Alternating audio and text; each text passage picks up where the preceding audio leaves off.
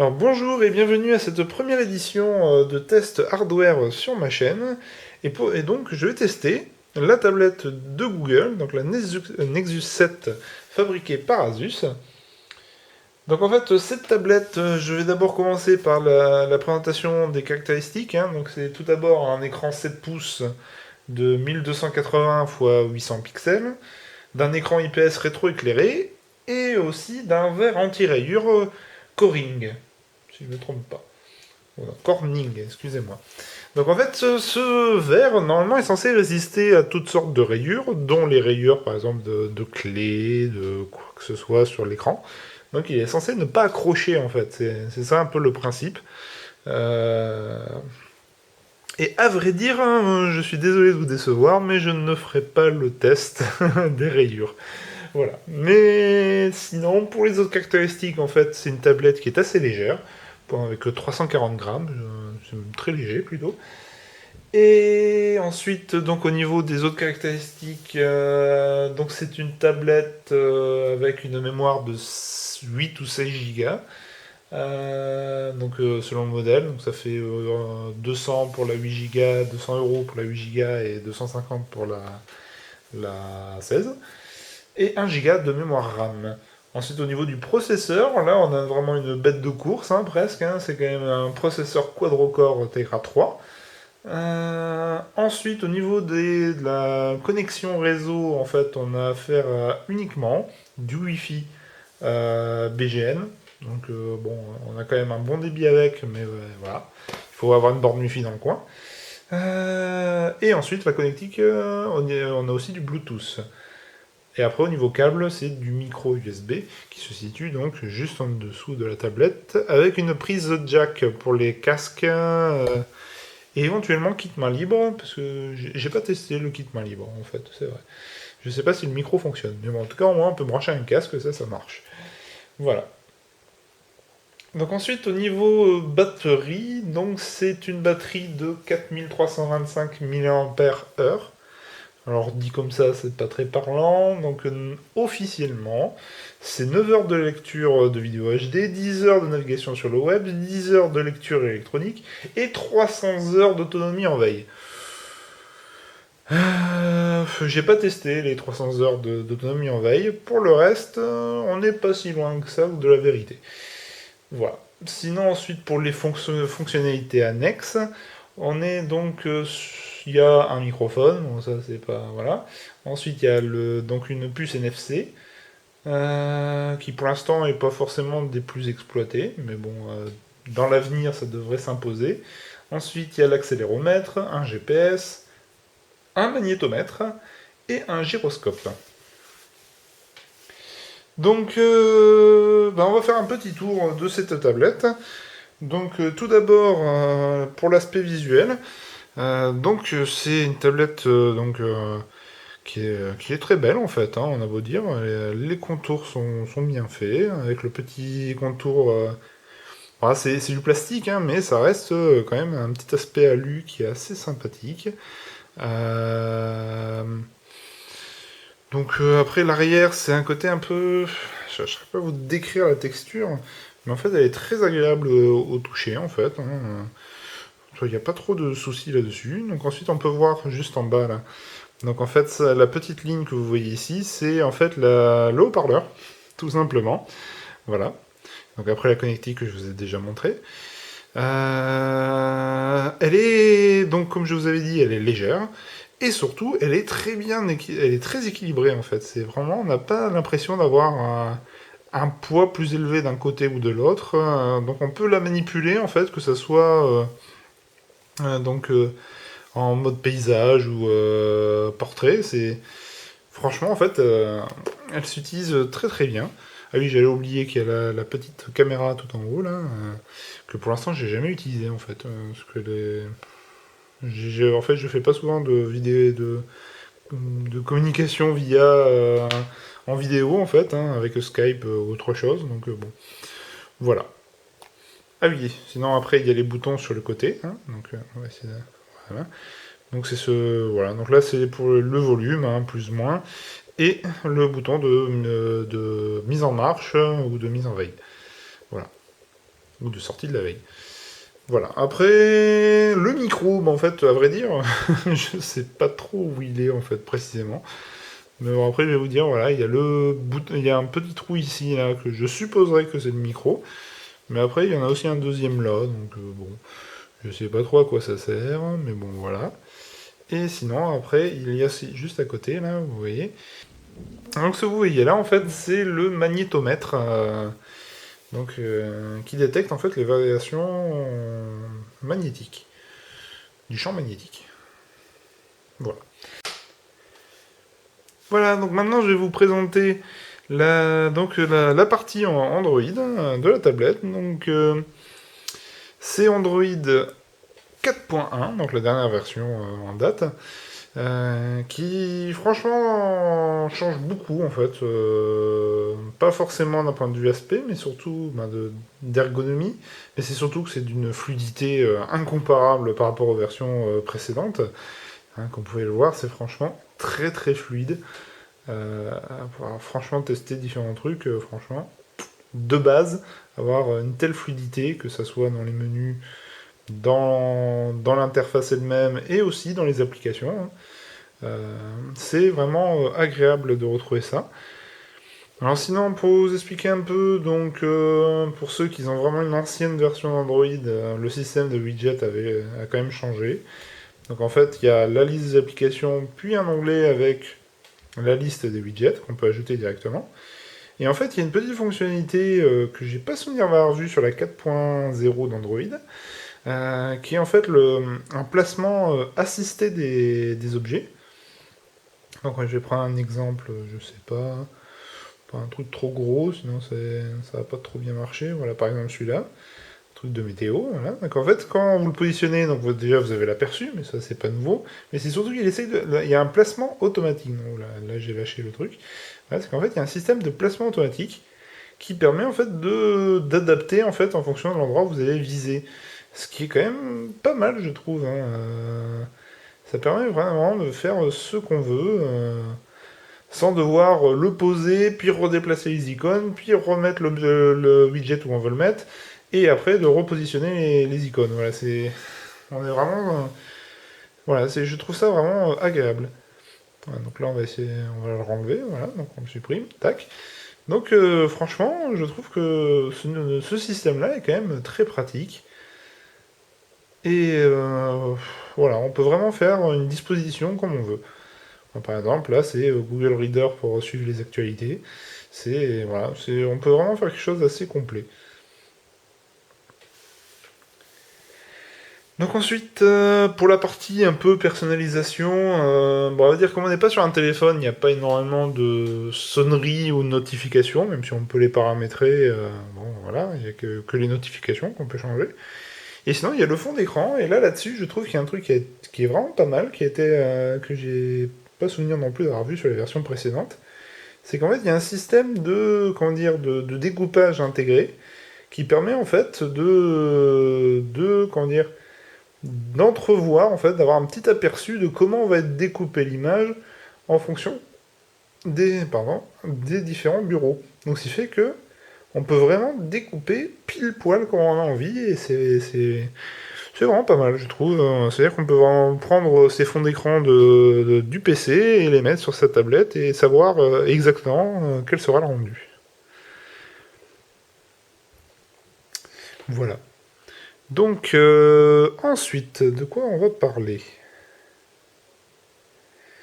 Oui, donc on va revenir un peu donc, sur la partie menu, voilà, parce que j'ai un petit plan quand même, hein, pour suivre un peu le fil. Voilà, donc en fait, bon, là-dessus, j'avais déjà dit, les menus sont assez fluides. Et après, on peut, donc là, on va entamer un peu la partie paramétrage de la tablette, dans laquelle, donc en fait, maintenant, c'est beaucoup plus clair que les anciennes versions. Donc, ils avaient commencé à faire ces modifications à partir de la 4.0, et donc là, c'est vraiment pas mal. Donc, il y a maintenant donc, le Wi-Fi, le Bluetooth qui est accessible directement, qu'on peut désactiver directement à partir de cette interface ou d'un raccourci via les widgets. On a aussi... Oula. On a aussi en fait une suivi de la consommation de données. Alors, dans le cas de la tablette ici, c'est pas super utile en fait, hein, dans le sens que de toute façon il n'y a pas la data en 3G, donc forcément, mais bon, ça peut être ça peut être bien de savoir un peu ce qu'on a consommé. Sinon après, donc il y a le son, les différents réglages, etc. Il y a la batterie dont je parlerai après. Le suivi des applications qui existent toujours, le paramétrage de sécurité, etc. L'ajout de ses comptes et de son suivi. Et après, il y a aussi par contre une zone option pour les développeurs, qui est quand même vachement complet en fait. J'ai vraiment pas souvenir d'avoir vu ça non plus sur les anciennes versions. Alors on va dire là, je l'utilise pas du tout, parce qu'on peut vraiment aller dans les réglages pour le GPU, le CPU, etc. C'est franc. Donc à mon avis, ça c'est très bien pour les développeurs, mais bon, en tout cas pour la plupart des gens, ça ne sera pas utile. Mais bon, en tout cas, c'est lié, donc c'est quand même sympathique de la part de Google d'avoir mis à disposition ce genre d'options. Voilà, donc maintenant je vais vous parler de la partie, on va dire, batterie, proprement dit. Donc en fait, là je vais vous zoomer un peu pour que vous voyez. Voilà, donc... voilà. Donc en fait la batterie elle dure assez longtemps en fait. On a par rapport à ce qu'ils disent, donc c'est 9 heures de lecture pour la vidéo HD. Bon, j'ai pas eu, j'ai pas 9 heures de vidéo sur ma tablette, donc j'ai pas pu réellement tester. Mais c'est surtout dans une utilisation, on va dire, standard de la tablette, elle dure quand même assez longtemps. Là par exemple je suis à 36% de batterie. Et elle est sur batterie depuis une journée, 9 heures, 42 minutes. Et c'est déjà pas mal, je trouve, quand même, parce que c'est vrai que c'est un gros défaut de la part des appareils mobiles ces derniers temps, c'est que la batterie, elle dure vachement pas longtemps.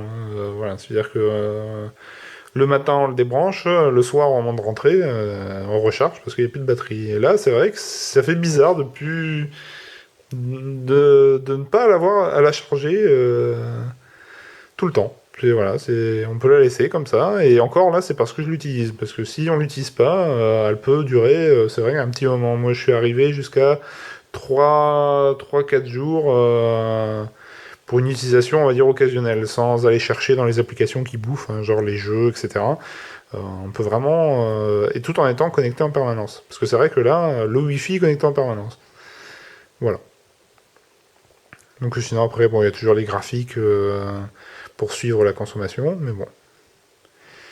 Alors par contre, j'ai un peu triché, dans le sens que, au niveau luminosité, je l'ai pratiquement mis au minimum. Et à vrai dire, l'écran est quand même vraiment bien, parce qu'en fait, même au minimum, c'est très lisible, franchement, en fait, j'ai rien que là encore, il est un peu élevé, parce que j'ai fait les tests pour la vidéo. Mais en fait, même au minimum, ça passe très très bien. Mais bon, là, pour la petite démo, je vais le mettre la moitié quand même, pour que vous voyez bien la qualité d'écran. Et franchement, c'est vraiment très beau. Franchement, par un moment, on disait qu'il y avait que l'écran du Retina d'Apple qui était super bien, mais à vrai dire, celui-là, quand même, il rend quand même vachement pas mal. Voilà, donc... Voilà, donc là j'ai parler de la luminosité de la batterie. Donc là on va faire une petite démo. Alors je vais commencer un peu la démo des fonctionnalités, parce que c'est bien de parler de la théorie, mais un peu de pratique ça peut être bien aussi. Donc là, j'utilise pas directement Chrome, hein, parce que j'ai opté pour Dolphin, qui est une application, qui est un autre navigateur. En fait la raison c'est déjà, en fait, il a un mode plein écran qui est assez fonctionnel. Pour suivre les sites, en tout cas pour surfer. Et en plus, il intègre 2 plugins que j'utilise pour la synchro des marque-pages et des mots de passe, ce qui fait que bon, j'ai opté pour celui-là. Donc comme vous pouvez le voir, ça rend plutôt pas mal. Donc là, on est sur mon site. Et c'est vrai que bon, c'est fluide. Voilà, ça rend bien. Même pour les objets animés, etc., il n'y a pas de lag, quoi que ce soit de ce genre.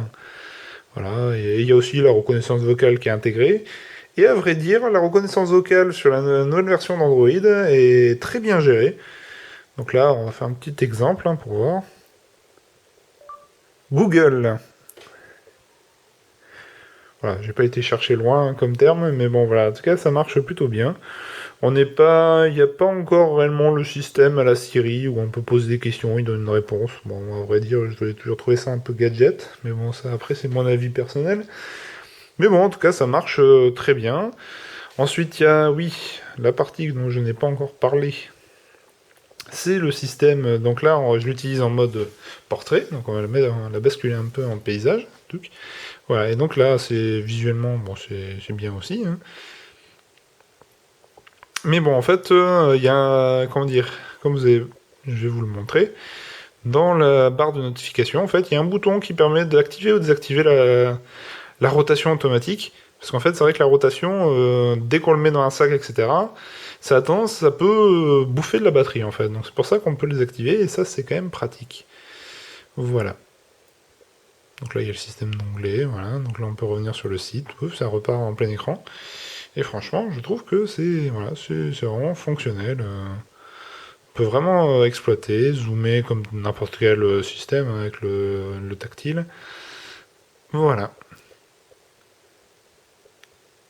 Donc ensuite, un autre truc qui est apparu il n'y a pas longtemps quand même en France, mais qui existait depuis un petit moment, c'était la partie Google Livres. Donc voilà, je fais une petite démo qui permet comme le nom l'indique, hein, ça permet de lire des livres. Par exemple, là, c'est les Fables de La Fontaine. Et en fait, franchement, ça rend bien. Hein. C'est lisible. Alors c'est vrai que l'écran, c'est vrai qu'une liseuse c'est quand même bien plus efficace pour lire. Hein. En tout cas, ça défonce pas les yeux comme un écran parce que à cause de la luminosité, ça agresse les yeux à force, donc c'est pas forcément très agréable. Donc en diminuant la luminosité, ça permet de lire plus longtemps, mais bon, c'est pas encore trop ça. Mais on peut quand même,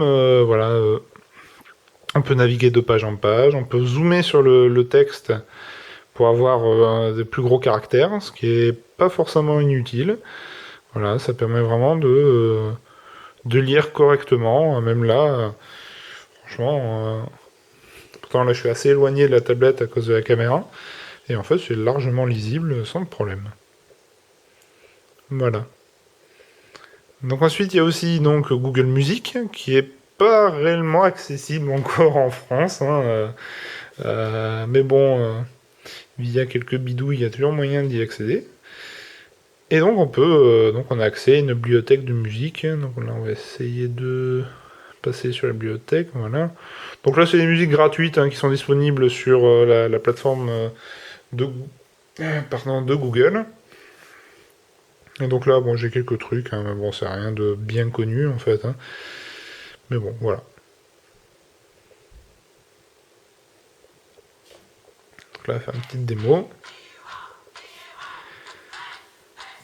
Alors là, c'est vrai que c'est un peu difficile de mesurer le rendu du son. Mais en fait, la tablette a un très bon rendu, franchement. Je trouve que pour un petit appareil comme ça, le son a plutôt un bon rendu. Même si c'est loin d'être parfait et aussi bon qu'un équipement dédié à ça. Mais bon, c'est pas mal. Et au niveau du casque, quand on branche un casque, le son est vraiment excellent. Alors après, bon, les puristes vont me dire que ouais, mais c'est pas totalement fidèle, etc. Mais bon, pour moi, je trouve que ça suffit très largement. Voilà. Donc ensuite, la dernière partie qui peut intéresser la majorité des gens, hein, c'est aussi la partie YouTube et vidéo, en fait, hein, tout simplement. Hein, parce qu'il y a aussi le système de VOD avec Google Vidéo. Mais bon, là, je vais rester sur la partie YouTube. Et donc, déjà, en plus d'avoir une interface qui est franchement fluide, parce que bon, voilà, on peut vraiment naviguer très simplement. C'est aussi fluide qu'en fait la partie interface même d'Android. Et donc on peut, voilà, donc là je vais lancer une vidéo comme ça.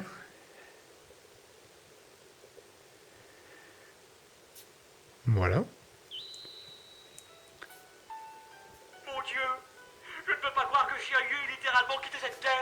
Donc là on va basculer en fait, on va faire la rotation.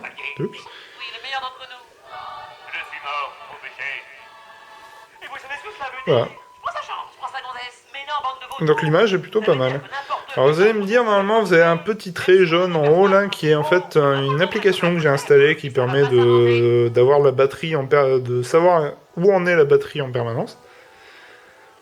Bon voilà, en tout cas, visuellement, voilà, on peut, franchement, pour la partie multimédia, musique vidéo, elle est vraiment pas mal. Pour surfer, lire éventuellement, occasionnellement, hein, pas pour les gros lecteurs, c'est déjà pas mal. Mauvais comme vous êtes, vous ne feriez que me gêner. Voilà, donc là on est Expliquez-moi, vraiment sur racontez-moi. la partie vraiment Bon, si tu le dis. utilisée par la plupart des gens pour une tablette. Mais ceci n'exploite pas du tout peu toute la technologie qu'il y a dans cette tablette. Donc là, je vais vous faire une démonstration des applications qui bouffent réellement et qui produisent vraiment un aspect visuel, en tout cas, qui reproduisent un univers en 3D qui est franchement impressionnant pour une tablette. Voilà, on va dire que le Tegra 3 est quand même un processeur qui balance bien quand même, parce que franchement, il produit des jeux que je m'attendais pas à voir sur les tablettes.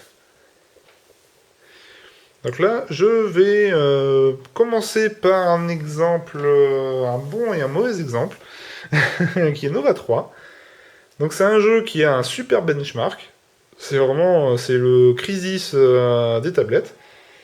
Donc au niveau perf, il demande beaucoup. Visuellement, il est super beau. Niveau gameplay, il y a franchement des choses à revoir. Et pas que gameplay, aussi l'IA qui est pas forcément des plus intelligentes. Mais bon, c'est voilà, ça permet de tester un peu ce que ça donne. Donc là, je vais baisser un peu le son. Oups. Ouais, et on va dire que là, ce jeu est un parfait exemple de ce que peut faire une tablette et de ce qu'elle peut pas faire une tablette. Dans le sens que le gameplay, franchement, c'est pas qu'il est mauvais en soi, parce que franchement, pour réussir à jouer un FPS sur tablette, on va dire, il n'y a pas 50 millions de solutions. Et en fait, le problème, c'est vraiment que c'est pas adapté pour ça. Franchement, il faut une manette, en fait. Faudrait une manette Bluetooth, hein, que là, j'ai pas mis, hein, pour pouvoir jouer correctement, parce que sinon, ça devient vite injouable. Donc là, hop, je vais essayer de jouer à travers l'écran de la caméra, ce qui est pas facile. Voilà, donc là, je vais vous montrer. Donc c'est franchement très très beau. Voilà, on va là-dessus, on va pas tortiller. Hein, franchement, c'est un univers qui est, voilà, c'est même sur console en fait, il a fallu un petit moment avant d'avoir des trucs aussi beaux. Voilà, donc là, par exemple, voilà, les effets de lumière et tout, c'est franchement très bien fait, je trouve. Voilà, par contre, voilà, le gameplay, c'est... Non, non, c'est pas là que je veux aller. Voilà, avance, voilà. C'est par là que je veux aller, voilà, voilà. Voilà. Attends, attends. On va prendre à travers le... Voilà, salut. Alors, je vous avoue qu'en plus, déjà que c'est pas facile d'y jouer en temps normal, mais à travers une caméra, je vous promets, c'est vraiment pas facile.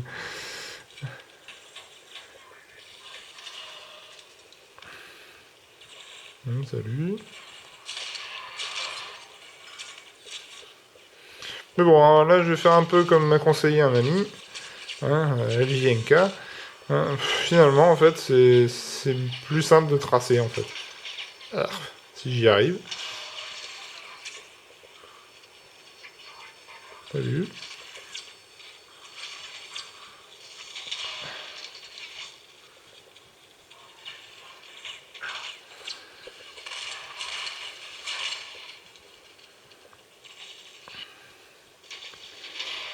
Bon, en tout cas, voilà, vous avez vu, hein.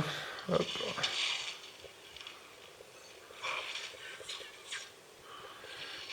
Voilà, donc vous avez vu. Touc. Voilà, en tout cas, voilà, vous avez pu voir quand même, c'est franchement... Voilà, elle a des capacités assez énormes. Voilà, donc là, je vais vous montrer aussi un jeu un peu différent. Voilà, une petite interruption. Mon caméscope n'ayant plus de batterie. Bon, donc voilà, on va reprendre la démonstration. Donc en fait, je voulais vous présenter donc Anomaly HD, qui est un jeu assez sympathique et qui visuellement est plutôt beau Et même plus que beau en fait, hein. Il rend très bien. Donc en fait c'est un jeu de stratégie, même si j'appellerais ça plutôt un jeu de tactique. Euh, Donc en fait le but du jeu c'est, comment dire... Voilà, je vais plutôt le centrer, voilà. Donc en fait, le but du jeu, c'est qu'en fait, on a des troupes qu'on doit déplacer dans un peu en guérilla, en fait, hein, dans le sens que, bon, après l'histoire, c'est qu'il y a des extraterrestres qui envahissent la Terre, et que donc il faut l'armée les attaquer, mais malheureusement, il faut sauver quand même des gens, et je sais plus trop quoi. Bon, à vrai dire, comme le scénario est en anglais, je suis loin d'être un grand spécialiste. Mes amis vous le diront. Voilà, en gros, voilà, il faut définir en fait le parcours de ces troupes pour atteindre l'objectif. Et en fait, quand on a défini ce parcours, et ben en fait, il faut l'assister après via des capacités comment dire, différentes qui permet en fait soit de faire un brouillard qui empêche les ennemis de voir tes troupes, soit de, comment dire, de réparer tout simplement ces véhicules. Donc là, par exemple, je vais définir le parcours, vite fait. Voilà. On va pas traîner. Voilà. Donc là, on a les troupes qui sont ici. Donc là, par exemple, il va me demander d'activer la capacité de réparation, s'il m'y autorise. Voilà. Et donc, c'est au rythme du jeu, il faudra donc réparer ces troupes au fur et à mesure. Voilà.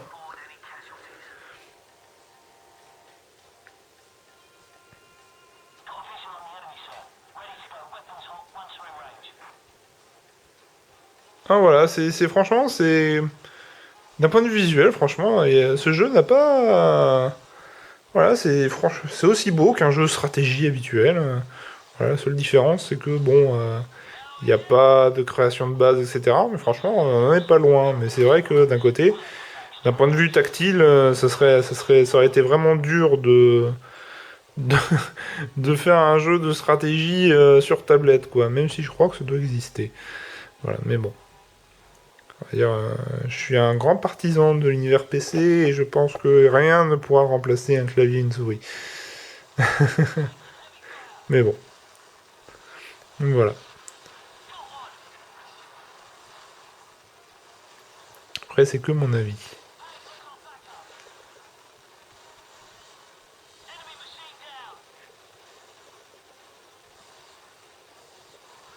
Voilà, donc là les troupes elles avancent, vous les assistez en cours de route. Donc là pour l'instant c'est juste le premier niveau, donc bon, voilà, rien de super impressionnant.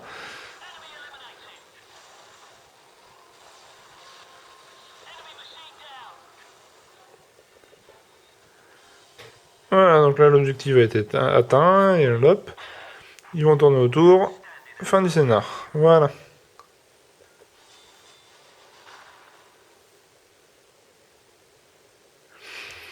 Voilà, c'était un petit aperçu, donc vous pouvez voir quand même que, bon, c'est... Voilà, elle en a dans le ventre cette tablette. Alors, un petit autre exemple, tiens, c'est un petit jeu de réflexe et de réflexion. Un genre de petit puzzle, un peu, voilà, c'est...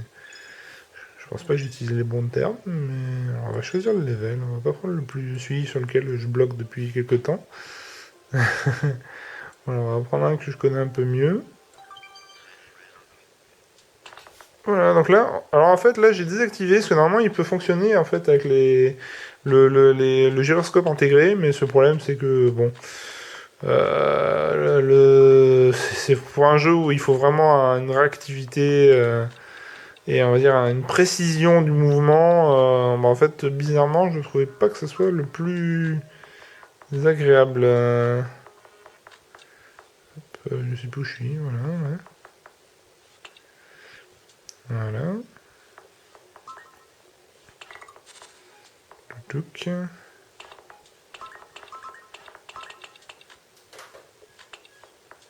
Et voilà.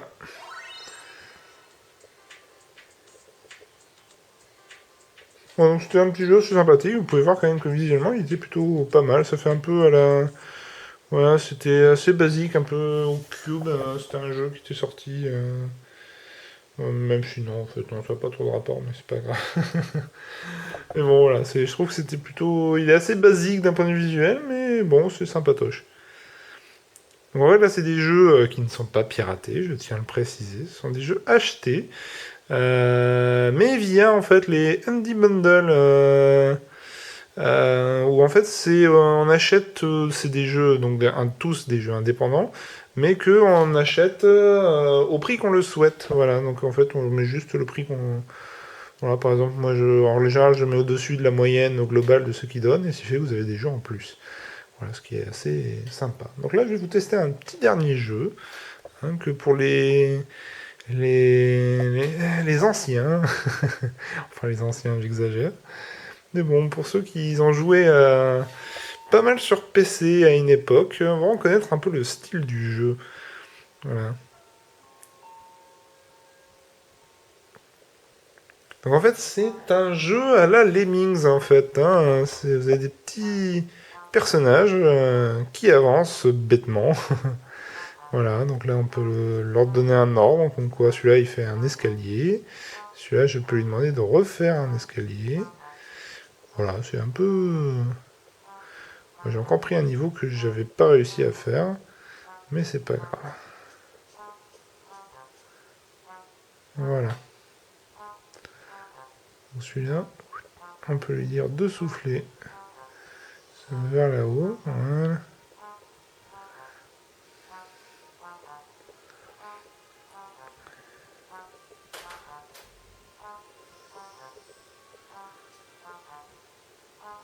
Donc là, je viens de faire une bêtise, mais c'est pas grave. Voilà, donc là, il a atteint l'objectif. En fait, là, le but du jeu, normalement, c'est d'avoir idéalement, d'avoir toutes les petites fleurs là que vous voyez. Et qu'après, il faut que tous les lemmings se retrouvent dans ce trou noir. Voilà, il faut les balancer dedans. En fait, c'est loin d'être aussi facile. Voilà, comme les lemmings, en fait. Au début, ça a l'air très simple, mais c'est après, au bout de quelques levels, qu'on se rend compte que c'est pas aussi simple que ça. Voilà, donc là je fais une petite démonstration un peu de tout style de jeu, que ce soit 2D, 3D, FPS. Voilà, donc ça je trouve que bon, ça montre un peu les différents styles. Il y a World of Go qui était pas mal aussi. Mais bon là je peux pas vous montrer tous les jeux, hein. Voilà, donc en bilan en fait, donc c'est de cette tablette. Donc là, on va dézoomer un peu. Tiens. Hop. Voilà, donc le petit résumé, c'est franchement, c'est un bon appareil, franchement, je conseille pour au moins ceux que ça intéresse, parce qu'après, ceux qui n'en ont pas l'utilité, forcément, je leur conseille pas, mais franchement, moi, je l'ai acheté, en fait, c'est pour remplacer un PC portable qui est mort, en fait, depuis quelques années, et à vrai dire, j'avais pas besoin forcément d'un PC portable qui est déjà pas si facile à déplacer, et que en plus j'en ai pas forcément l'utilité dans le sens que maintenant que j'ai mon PC fixe chez moi, que j'ai voilà, on va dire quand je me déplace, j'ai pas forcément besoin de me balader avec tous mes logiciels. Donc c'est vrai qu'en fait cette tablette résume assez bien ce que j'ai besoin en cas de déplacement, c'est-à-dire pouvoir surfer, de la musique occasionnellement, de la vidéo surtout, et des petits jeux sympatoches pour passer le temps pendant les transports ou des choses comme ça. Et c'est vrai que cette tablette fait très bien son office là-dessus. Elle a de la bonne puissance, une bonne batterie et les fonctionnalités qui tournent très très bien. Franchement, c'est fluide d'entrée de match, hein. J'ai pas fait de modif ni quoi que ce soit, hein. C'est vraiment le système d'exploitation d'origine. Enfin, presque, parce qu'il y a eu une mise à jour en fait dès sa sortie en fait de la tablette. Donc j'ai fait juste la mise à jour du système d'exploit. Mais voilà. Donc un produit que je conseille vivement. Et voilà. Donc je vous remercie de m'avoir suivi jusqu'au bout. Et voilà, je suis impatient de voir les avis. Donc vous pouvez commenter. Voilà, de me dire ce que vous avez trouvé bien, pas bien. Voilà, ça m'intéresse. Après, voilà, si c'est super, bah, si tout le monde est content, tant mieux. Voilà, mais je. Voilà, donc j'espère bah, à la prochaine. Hein. Parce que normalement, je pense faire d'autres vidéos bientôt, pas forcément sur le même sujet. Hein. Ce sera autour de soit Minecraft, soit sur des actualités. Voilà, donc à la prochaine et ciao ciao.